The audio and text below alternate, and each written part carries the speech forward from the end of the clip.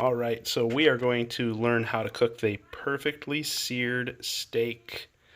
So we got ourselves a nice boneless ribeye, and when you're using a good cut of meat, which we want to use the best cut we can afford, you want to make sure that you keep it simple and let your meat do the talking. So we're just going to do kosher salt, garlic, and fresh cracked pepper.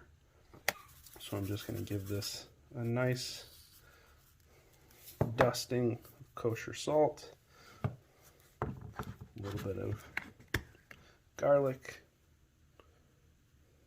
just granulated garlic powder, and then our cracked black pepper.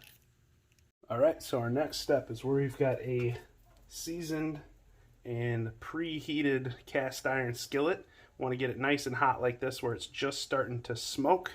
And I'm going to take my seasoned steak and put it down there, press it down to get a nice even sear, and we're going to do 2 minutes per side on this. Alright, now we're going to take our seared steak and throw it under the broiler on high, 550 degrees.